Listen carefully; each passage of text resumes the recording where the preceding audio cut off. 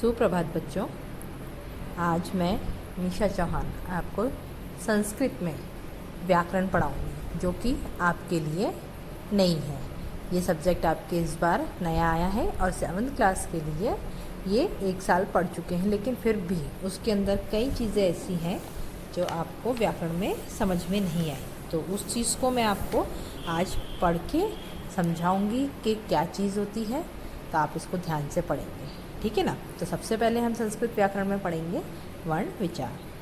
भाषा के द्वारा हम सब बातचीत करते हैं, विचारों का आदान प्रदान करते हैं। बातचीत करने के लिए हम वाक्य का प्रयोग करते हैं। सार्थक शब्दों के समूह से वाक्य बनते हैं तथा वर्णों के योग से शब्द बनते हैं, ठीक है ना। तो देखिए, आप संस्कृत की व्याकरण पहली बार पढ़ रहे हैं, लेकिन आप हिंदी की व्याकरण को पढ़ चुके हैं, तो उसमें आपने वर्ण विचार पढ़ा है, लेकिन कुछ यहाँ पर चेंज होते हैं, वो मैं आपको बताती जाऊँगी, ठीक है ना। अब देखो, वर्णों के समूह को हम क्या कहते हैं? शब्द। शब्दों के समूह को हम क्या कहते हैं? वाक्य। तो अब वर्ण क्या है इसमें, वो मैं आपको बता रही हूँ कि भाषा की वह सबसे छोटी ध्वनि या इकाई को हम क्या कहते हैं? वर्ण कहते हैं। जैसे अ, आ, क, म, च आदि, ठीक है। वर्ण के खंड या टुकड़े और नहीं किए जा सकते। अब देखिए, संस्कृत भाषा में वर्णों के 3 भेद हैं: स्वर, व्यंजन और अयोगवाह। यहाँ पे वर्ण के 3 भेद बताए गए हैं, ठीक है। अब स्वर कौन कौन से होते हैं देखिए, इन्हें हम क्या करते हैं? स्वतंत्र रूप से बोल सकते हैं। इनकी संख्या 13 होती है। आप उसमें 11 पढ़ते हैं, इसमें 13 है, और इन्हें हमने 3 भागों में बांटा है, ठीक है। अब इसमें सबसे पहले आया है ह्रस्व स्वर, दीर्घ स्वर और संयुक्त स्वर। देखिए, ह्रस्व स्वर में कौन कौन से हैं? अ, ई, उ, री और री। दीर्घ स्वर में आएंगे आपके आ, बड़ी ई और बड़ा ओ। संयुक्त स्वर में आएंगे आपके ए, आई, ओ, औ, ठीक है। संस्कृत भाषा में स्वर को क्या कहते हैं? स्वरों को अच् भी कहा जाता है, ठीक है। तो स्वर, जो हमारी स्वर माला है, उसमें अ, आ, ई, उ, री, बड़ा री, ए, आई, ओ, औ है, ठीक है। तो यहाँ पर ये 13 स्वर हैं। अब व्यंजन इन्हें स्वरों की सहायता के बिना नहीं बोला जा सकता। इनकी संख्या 33 है तथा इन्हें भी 3 भागों में बांटा गया है: स्पर्श व्यंजन, अंतस्थ व्यंजन और ऊष्म व्यंजन। ये भी आप व्याकरण में, हिंदी व्याकरण में पढ़ चुके हैं, लेकिन फिर भी इन्हें मैं विस्तार से आपको समझाऊंगी। अब देखिए, व्यंजन में आपके आते हैं क, ख, ग, घ, ण, च, छ, झ, झ, ञ, ट, ठ, ड, ढ, ण, त, थ, द, ध, न, प, फ, ब, भ, म। अब इसमें आपको दिखाई दे रहा होगा, क के नीचे एक लाइन खिंची हुई है, ख के नीचे एक लाइन खिंची हुई है। इसे हम क्या बोलते हैं? हलंत बोलते हैं, ठीक है। ये बिना स्वर के है। अभी यहाँ पर ये बिना स्वर के है। अगर इसमें क में अ मिला दिया जाएगा तो ये क से कबूतर वाला पूरा बन जाएगा, वहाँ से ये हलंत हट जाएगा, ठीक है ना। आपको ये चीज़ ध्यान रखनी है कि व्यंजन है जो बिना स्वर के अधूरा होता है या आधा होता है, ठीक है। इस चीज़ का आप ध्यान रखेंगे। जैसे ही इसमें कोई सा भी स्वर लगा दिया जाएगा तो वो पूरा हो जाएगा। क से लेके म तक ये स्पर्श व्यंजन कहलाते हैं, ठीक है। य, र, ल और व ये अंतस्थ व्यंजन कहलाते हैं, और श, स, ह ये ऊष्म व्यंजन कहलाते हैं, ठीक है ना। स्पर्श व्यंजनों को उनके प्रथम वर्ण के आधार पर वर्ग का नाम दिया गया है तथा क वर्ग या च वर्ग, ठीक है। अब आपको ध्यान रखने के लिए क्या है इसके अंदर, कि संस्कृत भाषा में व्यंजन वर्णों को हल भी कहा जाता है। स्वर को तो क्या कहा गया? अच, और व्यंजनों को क्या क्या कहा गया है? हल। हल का चिन्ह हम यहाँ पे हलंत, जो क के नीचे लग रहा है, ख के नीचे लग रहा है, इस रूप में हम लिखते हैं। प्रत्येक व्यंजन के अंत में हल लगाया जाता है और व्यंजन में स्वर मिलने के बाद हल हटा दिया जाता है तथा उस स्वर को मात्रा के रूप में लगा दिया जाता है। देखो, जैसे यहाँ पर उदाहरण दे रखा है क प्लस अ, तो यहाँ पर क्या है? अ स्वर मिला तो यहाँ पर क पूरा हो गया।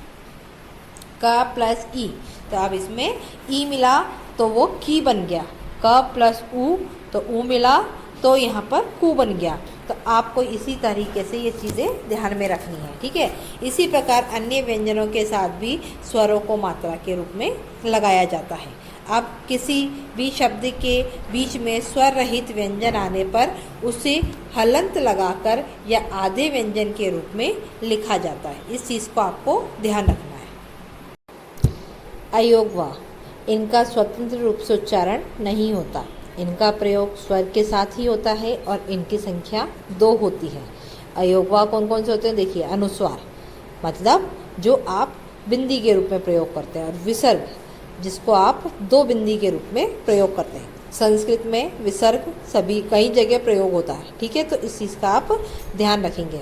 वर्ण विन्यास एवं संयोजन में आपको क्या करना है कि वर्णों का समूह क्या कहलाता है? शब्द, ठीक है। शब्द के सभी वर्णों को अलग अलग करना वर्ण विन्यास कहलाता है। यानी कि आप उन शब्दों में से स्वर और व्यंजन को अलग अलग करेंगे तथा वर्णों को जोड़कर शब्द बनाना वर्ण संयोजन कहलाता है। वर्ण विन्यास व संयोजन करने से पूर्व कुछ बातों को जान लेना आपके लिए बहुत ज़रूरी है, ठीक है। स्वर और व्यंजन को अलग करके लिखना चाहिए। प्रत्येक व्यंजन पर हल लगाना आवश्यक है और संयुक्त व्यंजनों को ध्यान से अलग करना चाहिए। विसर्ग में का प्रयोग स्वर के साथ ही किया जाता है।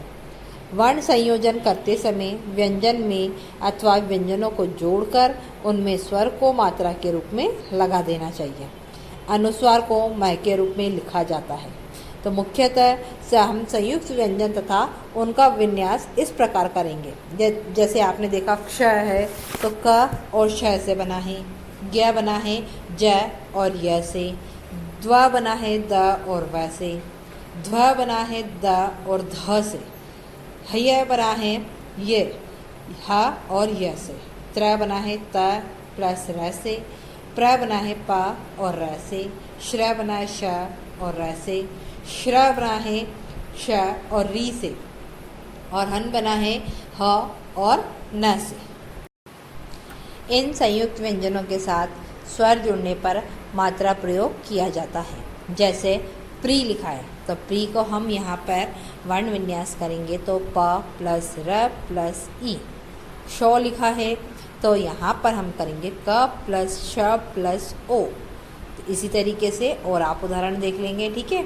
यदि हलन र के पश्चात कोई व्यंजन हो तो र बाद वाले व्यंजन के ऊपर लिखा जाता है। जैसे र प्लस य प्लस अ, तो आप जैसे आर्य लिखा, कार्य लिखा तो क्या होगा? र य के ऊपर चला जाएगा, ठीक है।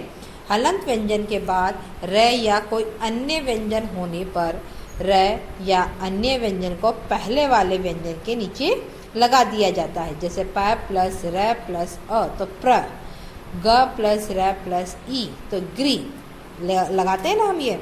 तो इस चीज़ का आपको ध्यान रखना है। और वर्ण संयोजन करते हुए री को व्यंजन के नीचे गोलाई के रूप में लिखा जाता है। जैसे क प्लस री तो क्री बना, म प्लस री तो मृ बना।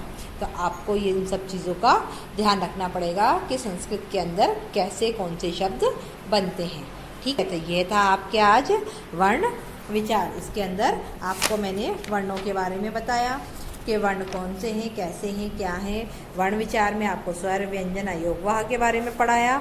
उसके अलावा मैंने आपको बताया कि स्वर कितने होते हैं, व्यंजन कितने होते हैं। तो ये सारी चीज़ें आपको ध्यान रखनी है।